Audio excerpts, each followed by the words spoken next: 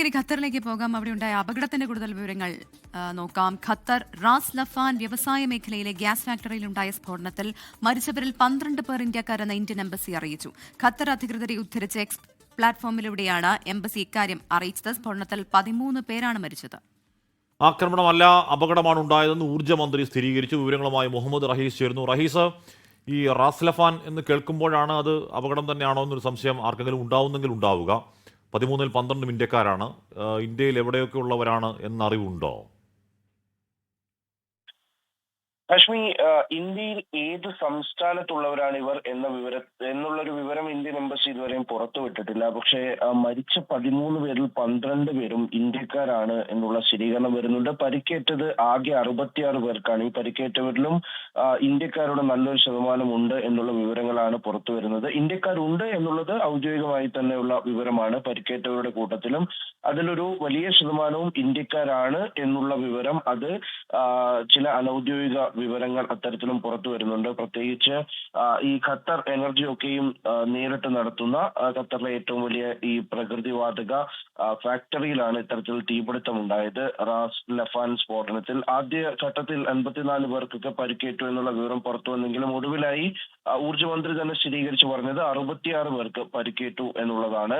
അപ്പോൾ ആ നിലയ്ക്ക് അവിടെ ഒരു അപകടം ഉണ്ടാകുമ്പോൾ, സ്ഫോടനം ഉണ്ടാകുമ്പോൾ, തീപിടുത്തം ഉണ്ടാകുമ്പോൾ, ഇത്രയും അധികം ആളുകൾ മരിക്കുമ്പോൾ സ്വാഭാവികമായിട്ടും ഈ സംഘർഷത്തിന്റെ ഭാഗമായി, പശ്ചിമേഷ്യൻ സംഘർഷത്തിന്റെ ഭാഗമായിട്ടൊക്കെ ഉണ്ടായതാണ് എന്നുള്ള തരത്തിൽ സമൂഹ മാധ്യമങ്ങളിലടക്കം വിവരങ്ങൾ വന്നിരുന്നു. അത്തരത്തിലൊരു വ്യാജ വാർത്ത പടർന്നിരുന്നു. അതിന് പിന്നാലെ തന്നെയാണ് ഊർജ്ജമന്ത്രി എത്തി തന്നെ ആ വാർത്തയൊക്കെയും നിഷേധിച്ചത്. കാരണം നേരത്തെ ആദ്യഘട്ടത്തിൽ ഈ ആക്രമണം ഉണ്ടാകുന്ന സമയത്ത് ഏറ്റവും അധികം ഇറാൻ ആക്രമിച്ച ഒരു മേഖല അത് ഖത്തറിൽ ഈ റാസ് ലഫാൻ ഇൻഡസ്ട്രിയൽ സോണിലായിരുന്നു. അപ്പോൾ അതുകൊണ്ട് തന്നെ ആ നിലയ്ക്കുള്ള ആക്രമണമൊന്നുമല്ല ഉണ്ടായത് എന്ന് ഊർജ്ജമന്ത്രി സ്ഥിരീകരിച്ച് പറയുന്നുണ്ട്. ഇന്നലെ രാത്രി ഇത്തരത്തിൽ ഈ പ്രോസസ്സുകൾ തുടങ്ങുന്ന സമയത്ത്, ഇന്നലെ ഏതാണ്ട് ഒരു അർദ്ധരാത്രി കഴിഞ്ഞ് പുലർച്ചയോടടുക്കവേ ഈ പ്രോസസ്സുകളൊക്കെ തുടങ്ങുന്ന സമയത്ത് ഉണ്ടായ ഒരു ചെറിയ മാൽഫങ്ഷൻ ആണ് ഈ ഒരു അപകടത്തിന് കാരണമായി മാറിയത്.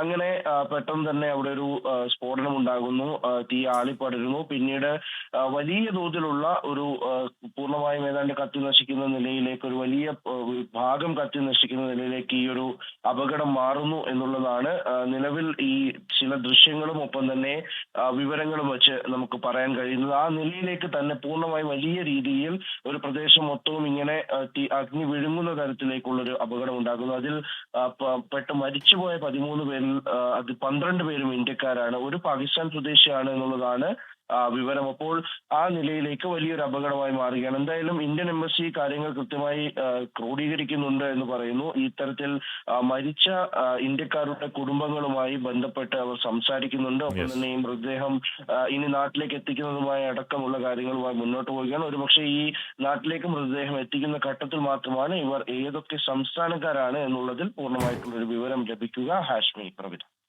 മുഹമ്മദ് റഹീസാണ് ആ വാർത്തയുടെ വിവരങ്ങൾ നൽകിയത്. 13 പേരാണ് അതിൽ മരിച്ചത്. 12 പേർ ഇന്ത്യക്കാരാണ്. ഇന്ത്യയിൽ ഏത് സംസ്ഥാനത്തുള്ളവരാണെന്ന് ഇപ്പോൾ നമുക്ക് അറിവാകുന്നില്ല. അത് ഒരുപക്ഷെ വരും മണിക്കൂറുകളോ വരും ദിവസങ്ങളിലൊക്കെ അതിലൊരു വ്യക്തത ഉണ്ടാവുള്ളൂ.